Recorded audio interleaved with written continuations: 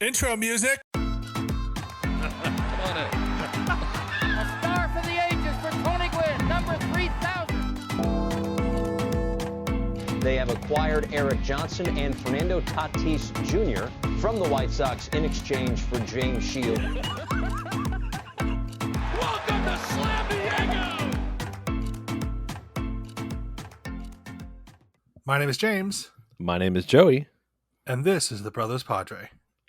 James, how you doing, buddy? Another You week in the know, books. It's been an interesting week. I'm not gonna say it's the happiest week of my life No, or my Padre life, but it's been a Nah. week. Yep, it is. It's a weird one because of the second half is so much better than the first half, but the first half is so bad. This was not what I expected to have happen the week after the trade deadline. True. It's almost like somebody kicked you in the nuts and then gave you $1,000. Right, totally. You're like, yeah, maybe it's worth it. I don't know. Was it? I don't know. So should we go through this week of baseball, Joey? Yes, we should go this week of Padres baseball. All right. Friday, August 5th, we lost 8-1 to the Dodgers. It sucked. Saturday, August 6th, we lost 8-3 to the Dodgers. It also sucked. Sunday, August 7th, we lost 4-0 to the Dodgers. That sucked. And then Monday, August 8th, we lost 1-0 to the Giants, for crying out loud. Blake Snell pitched out amazing. Also, Hugh Darvish pitched amazing on Sunday, but we couldn't get him to win. And finally, August 9th, we won 7-4, Joey. Ooh. Yeah. I'm not going to talk about those other games. There's one more game you forgot about yesterday. Oh, I know. I want to talk about this game first. Okay. So, Go ahead. because, I don't know if you noticed, but I sped through a couple of games. Oh, I thought it was pretty slow for you. So, Joe Musgrove, 7 innings pitched, 4 strikeouts, 1 earned run, had the Giants on the back foot all day. It was brilliant. But unfortunately, we walked into the ninth 4-1, and Josh Hader, for some reason, just can't pitch the Giants. Gave up It's wild. Yeah, it's just crazy. He gave up 3 runs, but apparently Brewers fans were like, oh yeah, he can't pitch more than 2 games in a row. This is just something they know about, which would have been nice for them to share. Anyway, so he gave up 3 runs, tie game, bottom of the ninth comes in. I mean, Jerickson Profar gets on base. Juan Soto catches That interference. What was that? That guy. That Who's guy, a yeah. Who is a Padre, by the way. Yeah, he is. Catcher's interference, gets on second. Manny effing Machado. 3-run walk-off home run. I think it was the best walk-off home run of the year. Just because it was such a sigh of relief, like, oh, we're still a good team. Yeah. And for the final game this week, you were in attendance, Joey. And I was not looking forward to it. Because loyal listeners know Joey has had a bit of a rough patch in Right. going to games and watching a wipeout. Yeah. Oh, yeah. And by the 4th inning, Sean Manaea had given up 3 runs, and we were down 3-0. And then the Padres scored, what was it, 5 times? 6 times. 6 times. Oh, that's right. Sean Manaea also gave it an unearned run. So it was 4-0, 3rd inning. Padres got 6 runs to take the lead. It was outstanding. Sean Manaea pitched 5 innings, 4 strikeouts, 3 earned runs, 1 earned run, 1 unearned run. And then the 6th inning comes around, and the Giants tied it. And now you're thinking, this is nuts. And then they take the lead. Now it's 7-6, and you're thinking, are we done? The Padres have never rallied twice. Do you want to explain what happened in the Padres 6th inning, Joey? Well, we had to get him on the ropes. So the new Padre offense only gets good with 2 outs. So we just got to get 2 outs right out of the way. So we got 2 outs real quick. And then we're like, okay, we got to do something good here. And then the Padres is like, let's have 7 consecutive hits. And so we did. Well, first of And all, let me say this: it started after that after the two quick outs. Austin Nola had a 10 pitch at bat and walked. oh Then yeah. we got 7 consecutive hits. uh in this very same inning, Austin Nola gets a home run, Brennan Drury gets a home run. It was what was promised when we got this new lineup and the trade deadline shows up. You have patient hitters, you have good hitters, and they wear down the pitchers. Brennan Drury basically has had 4 home runs since he's been a Padre, but 2 of them were literally robbed. Dude Yeah, just hunt Yastrzemski pulled one down from him. right, but he is just hitting tanks. Soto is incredible. Manny Machado had a monster game. He hit 2 doubles and a single. He nearly got a third double earlier, but left fielder Luis Gonzalez robbed him. And man, a 7-run 6 inning. Everybody on our team got at least one hit. Machado got 3, Cronenworth got 3, Soto got 2, which is still fun to say as a Padre. Grisham got 2, and everybody also scored at least 1 run. Yep. Yeah, it was, and we scored. Yeah, I will say I think there's probably Austin Nola's best offensive game I've seen him all year. Oh yeah. I called it. I was in the stands. My wife was with me, our lovely ticket neighbor that we see most games, and I said, you know what, it's time for Austin Nola's 3rd home run of the year. And sure enough, 3rd home run. You know. And the only reason why I believe that story is because your friend vouched for you. Yeah, it's true. Because we've established your wife will back you up. Yep. And cannot be trusted in such matters as you calling a home run, as you have done claimed many a times. It was fun, man. I will not lie. Watching a 6-run inning and a 7-run inning, it's pretty fun. And once that offense gets going, it feels like, I mean, we saw it in the game before, right? Like Profar and Soto will drive any pitcher nuts. Yes. Like they will draw out of bats. And, Trent can do the same thing. So, and Nola can have good discipline as well. And so all of a sudden you could see the bottom of the order, but they'll make you throw 12, 15 pitches at the very least, right? And so, and if they get a walk, then all of a sudden here's Soto, Machado, Bell, Drury, Cronenworth again. Like Cronenworth had a very, very sneaky couple games too. Very situational hitting, lots of clutch hits. It's just when this offense is right, it's a pain in the butt. And let's not forget that the day before, Soto also got his first home run as a Padre. Oh yeah, which was nice. And in the games that should not be mentioned this week, yes. Yeah, one of them was televised by ESPN, and one of the analysts is a man named Frank Thomas. Ever heard of him? I've heard of him. I've heard of such man. I believe his nickname is the Big Hurt. Yes, and he commented, once this Padres offense starts to gel, they're a very scary opponent. Oh yeah. And I hope these last 2 games are signs of gelling. Yeah, and I'll say one thing about the Dodgers series, which is that the offense just wasn't there, obviously.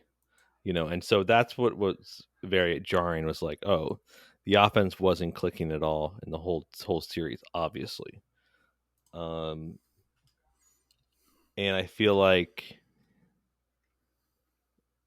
it was not a fun series to watch. Obviously, getting swept is never fun.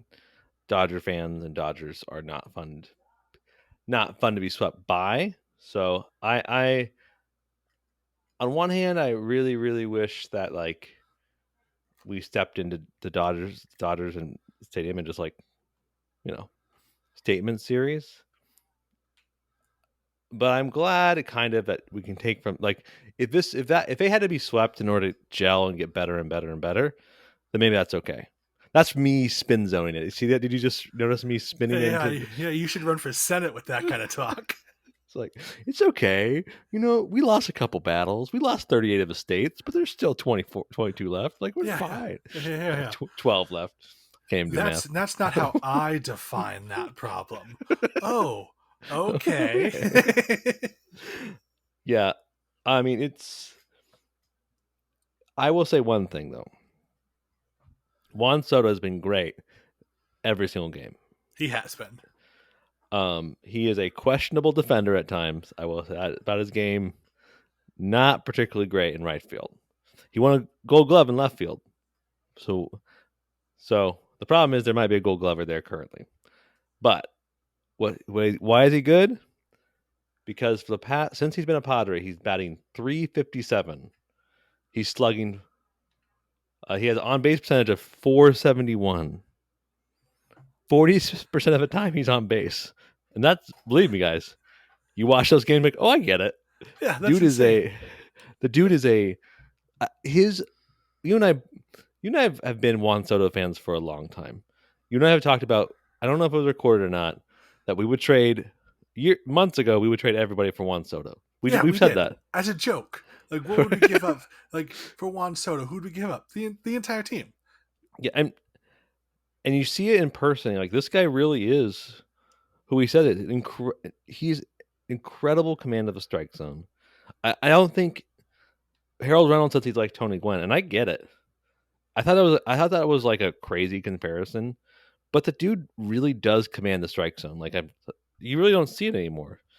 So I heard somebody talking about on like ESPN or something why Soto wasn't hitting over 300 this year, where he has been his entire career, because Tony Gwynn only had 1 year where he didn't hit over 300, and that was his rookie season. And the reason, and he's clearly hitting over 300 now that he's a Padre, the reason is because pitchers to Tony Gwynn would, even though Tony Gwynn had an incredible on-base percentage and batting average, would still pitch to him because he wasn't going to hit it out of the park. Right. You could give up a single or a double to Tony Gwynn when you know behind Tony Gwynn is whatever. Questionable. Yeah, whatever the least drunk fan that walked into the game that day was hit behind him. So Soto is still getting on base 40% of the time as a national, but those were a lot of walks. Tony Gwynn never had that power threat. So you could give up a double or a single to Tony Gwynn and get out, whoever's hitting behind him. And so now hitting ahead of Machado and Bell, Cronenworth and Drury, who, by the way, I thought was just an okay trade, turns out to be a fantastic trade. His batting average is going to increase a lot in the last 50 games this year. Oh, yeah. Especially when a certain Tatis comes back this weekend. I mean, it's hard. So he still, even as a national, still was on base 40% plus at the time, which is still hyper elite. Like, that's still like he gets on base. Billy Beane loves him, right? Billy Beane and everyone in baseball loves him. He has a 17% walk rate as a Padre. That's insane. Just like, I mean, I don't. The Giants announcer said on Tuesday, every single at bat he had a full count. Yeah, it seemed like that. It did. And you're like, this guy just will grind you down.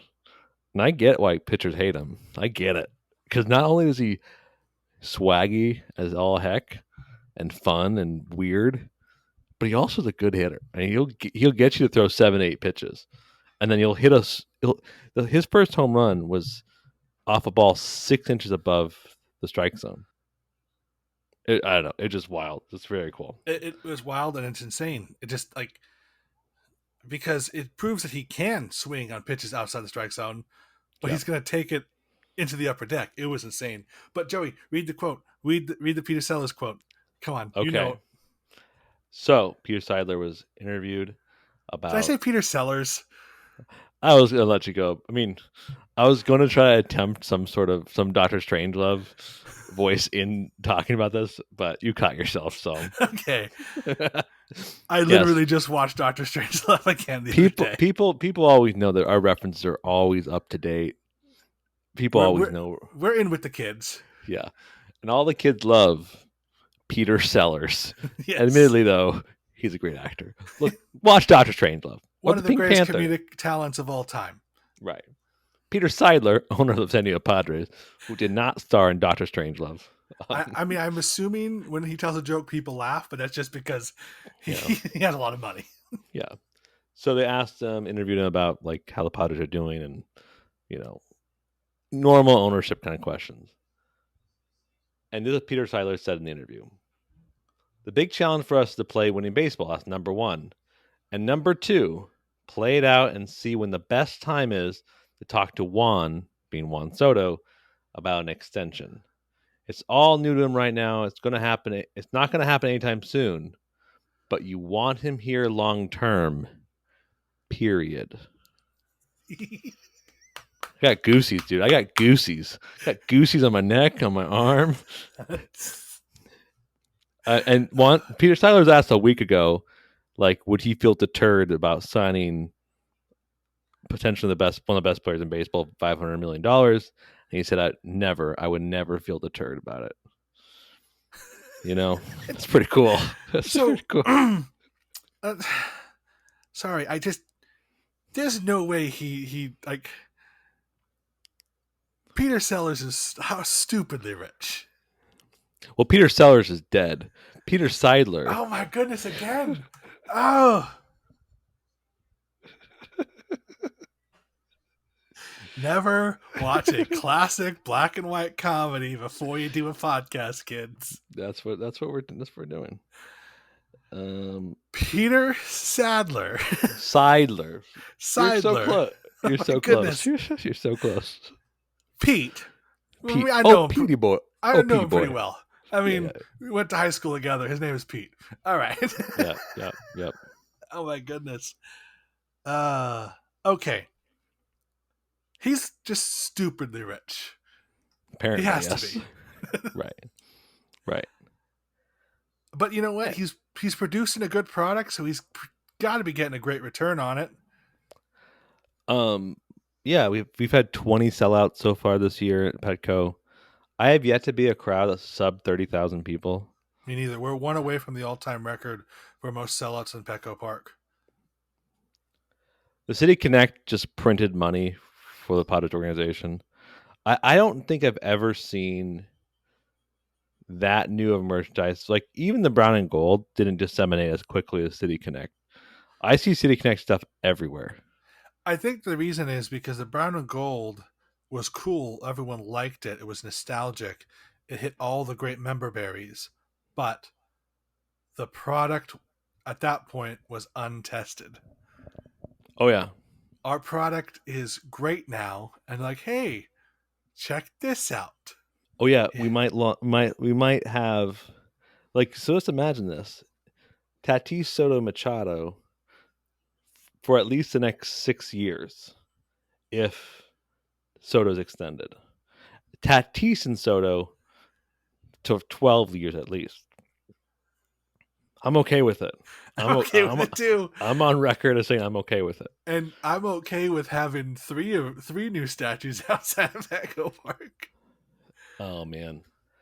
You know, I'm gonna, I mean, obviously he's gonna, if he continues on this pace, 350 plus batting average, 47% on base, 600 slugging, you know, he will make, he'll get the biggest baseball offer in baseball contract extension in history. Absolutely. There's no way he does it. Like, I mean, if Shohei Ohtani was 23 years old, he would be $1 billion contract. Yeah. But Shohei Ohtani. I was going to say, no, he will not get that much. He's too old.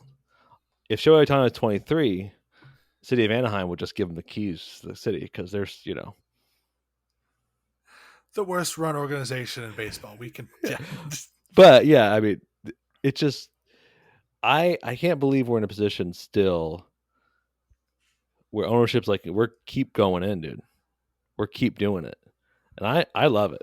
and like I'm a big fan. People. I mean, I don't know if we talked about this last podcast, but like there was an article about we must talk about it last podcast about um, um, about whether this business model of Padres is sustainable, and and I don't care. I don't either. I don't care.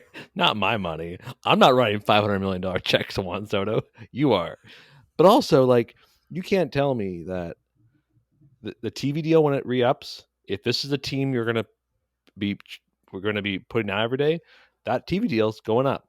The naming rights for Petco Park are after 2026. That's going up. All the stuff you just go up and up. And so I don't care. Sign him, extend him. I give him $500 million contract. And then he also like Machado is like said, oh, he's already a great leader. For a young kid, he's showcasing leadership, and he's like, I can learn from him. That's awesome. Yeah.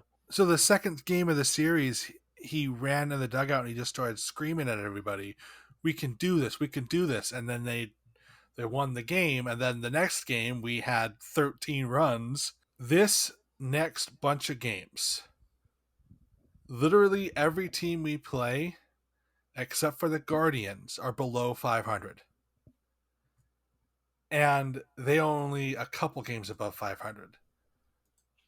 We should be looking at a monstrous couple of games where we should gain a lot of points about in the playoff standing. Oh yeah, we have to. Right, you just have to. The pedal to the metal has to keep going. Yeah, like we play the Marlins next week, and if we hit Jose Alcantara, that might be a problem.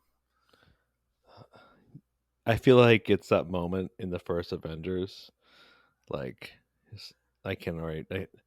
Oh yeah, well you got this. Well, we got you got Alcantara. We got a Soto. Like I feel like yeah, I feel like I think Soto's plenty enough talented to take on Alcantara.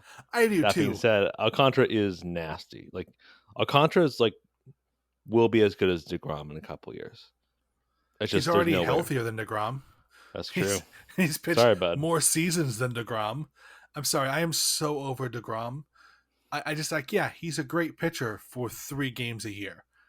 I'm sorry, New York. He is, and Brothers Mets. He's just. You have a guy who's 30 who can't remain healthy, but you have a guy who's 50 that can throw, is just a good pitcher, but is never hurt. DeGrom has something wrong with him. Maybe he got to change his mechanics or something. Yeah. But yeah, this next month we should be feasting. Should be feasting hard and hitting home runs, getting runs in. It's gonna. I mean, we'll talk about at the very end about like what we think next week is. But yeah, there's no way we have to be very dominant. Switch gears a little bit. I want to bring up a baseball thing, not necessarily Padres related. Are you a big fan of the Field of Dreams, James? The Dreams of the Field. The Field of Dreams. The movie with Kevin Costner and James Earl Jones and the guy from that one Scorsese movie. So Ray Liotta. Ray Liotta. He recently passed away. Rest in peace, Ray Liotta. Yeah. I have seen Field of Dreams. Yeah. It is an okay movie. Mm-hmm. It is nowhere near Kevin Costner's best sports movie. No. I mean, Bull Durham is his masterpiece. Mm-hmm. That new one he came out with, the football one, I think it was called Black and White, was okay. I never saw it. I don't watch movies that were released in the past 15 years. Well, you have children. Tin Cup, which is a fun golfing movie. I forgot about Tin Cup. That was a fun golfing movie. The only reason why Field of Dreams is not his worst sports movie, because he also made For Love of the Game. Yeah, that's one I just put in the back of my mind. It's so garbage. bad. It's hot garbage. Field of Dreams is an okay nostalgia bait movie, But I honestly I watched the highlights of the game last year, and I didn't watch any of this game. So if you don't are aware, this movie Field of Dreams is about this guy who owns a farm in Iowa, and he builds a baseball field. He And starts to hear angels speak to him through the corn. If you build it, he will come. And he builds a baseball field. yeah. I would have gone to a psychiatrist, but that's just me. So Major League Baseball has purchased that farm, built a beautiful park right up to the cornfield. It's a beautiful ballpark. It's really pretty. I It's would really like pretty. to go see a minor league game played there one day, because they do have exposition minor league games all year there. But is it really bad that it's only the second year of this, and I already think of it as like the McRib?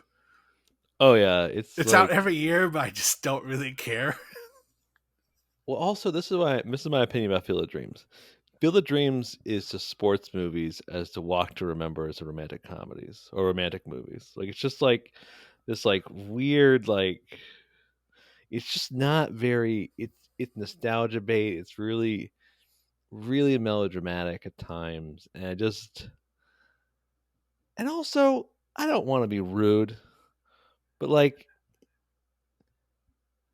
a lot of people so spoiler alert, dead baseball players show up, but not like a zombie way, but like in a I also, spoiler, I don't know what a Walk to Remember is. okay, well, it's a movie with very sappy and it's very like It sounds. I vaguely remember it coming out in high school. yeah, it's not. I mean, most of our listeners will not know who Walk to Remember is, but Field of Dreams, it just was like when I watch it now, it's just like it's supposed to be a bond between a father and son. That's a whole story. Part of the story is like a father and a son gain time to get a catch. But the build up to get there is just so drawn out, and I'm just like, and I also don't really care for that many old baseball players. I like baseball history. I'm a fan. James and I have drafted many times and talked many times about old baseball players. I'm a fan. But I just when I see Babe Ruth and Shoeless Joe Jackson talking to each other, it doesn't do anything for me. I'm not like, oh man, isn't this funny? And the Field of Dreams, the broadcast today, they're wearing old timey stuff. They're wearing funny little vests and corncob hats. No, corncob pipes. What's the little brittle I don't care. hat? What's that brittle hat called? Whatever. It just is like it's just the. I get it. I'm on like it was cute once. So it just seems a little overdone. Also, so the first Field of Dreams game was between the Yankees and the White Sox. Yep. And it was a fun game, actually. It was a fun game. This game was between the Reds and the Cubs. So basically, they're all the teams that are 100 plus years old. And they're going, so they're basically starting from the oldest to the youngest. So next year, we're looking at maybe the Pirates and I don't know, the Athletics. The Athletics? Yeah. Yeah. So by the time the Padres Field of Dreams shows up, yeah. I mean, it's going to be what, 2050? I thought the London game was more enjoyable and cooler than. I agree. And I think that's Baseball is becoming more international. Yeah. I wish they did games in Tokyo. I don't know why we don't do a Tokyo game. Like, it'd be super fun. But I'm not Rob Manfred. They don't give me the decision power. They should.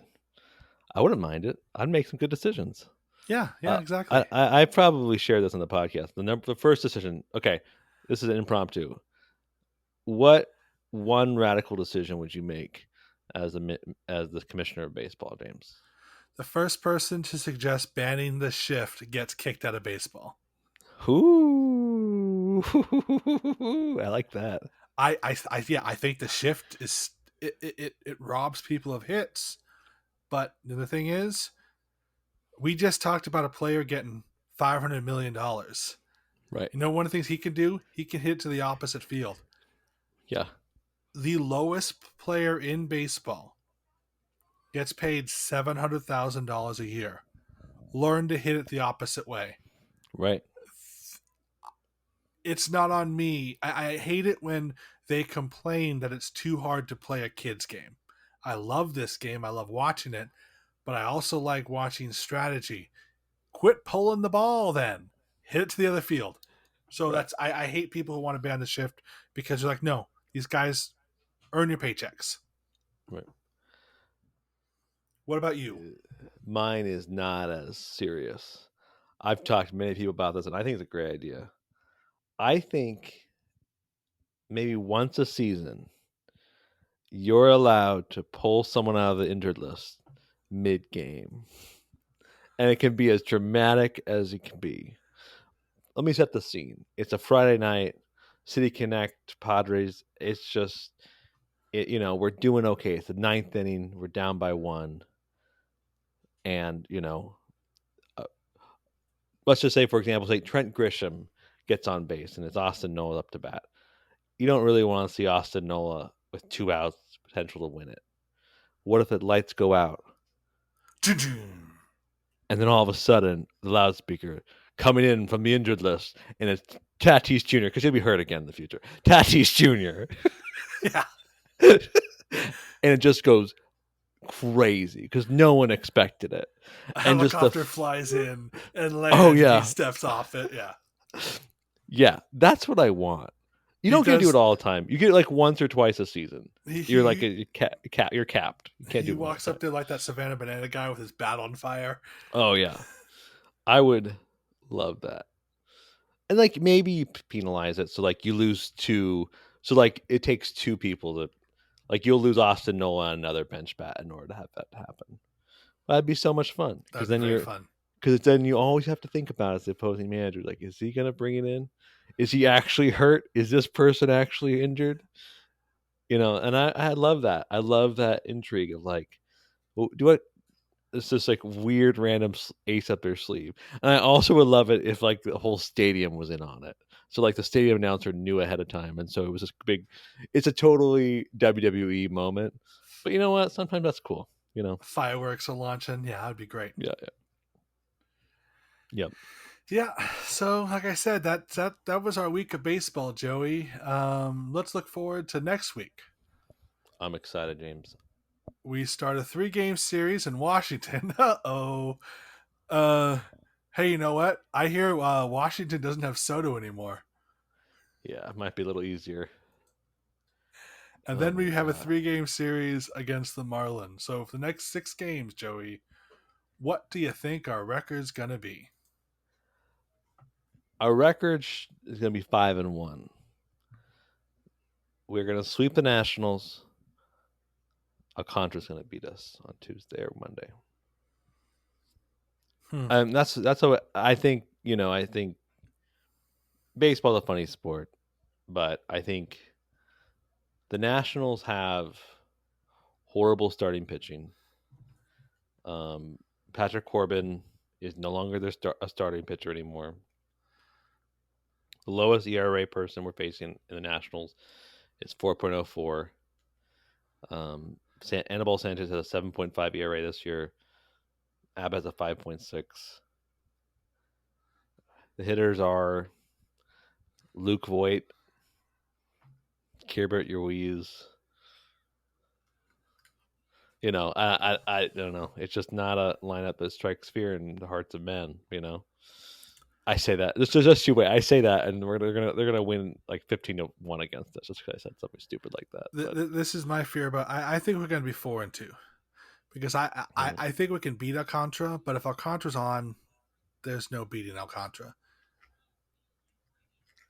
But there's that weird baseball thing of if we face the Nationals and CJ Abrams will have the best game of his career. He's in AAA. I think. They sent him to AAA? I believe so. Let me Well, there's no way Luke Voigt's not hitting 2 home runs off us this series. Oh, he's definitely going to hit a home run off us for sure.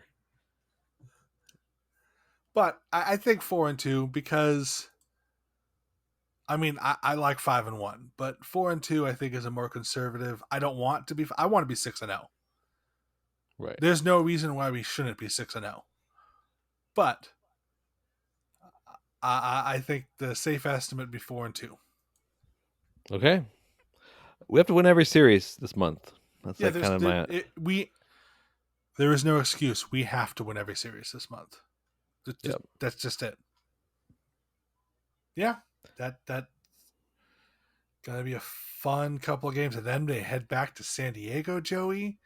For Thursday's game, you're gonna have the Joe Musgrove bobblehead. If it wasn't gonna be sold out already, it's definitely gonna be sold out for the Joe Musgrove no-hitter bobblehead. Then I'm thinking the City Connect game. If we don't see Tatis Jr. in Washington or the Marlins, they're saving him for City Connect. Yeah, I mean, there's no reason to rush him back. Well, there is, but like, if we keep winning, then and he does need reps. He didn't have spring training. Yeah, and they want to give him reps in center field. So, yeah, it would be. I mean, if it's Friday and he premieres on City Connect night, that'd be pretty special. And he's going to go off. There's no way he doesn't. No way he doesn't. So it's gonna be fun. It's gonna be a lot of fun. Yep. Well, James, you know what time it is.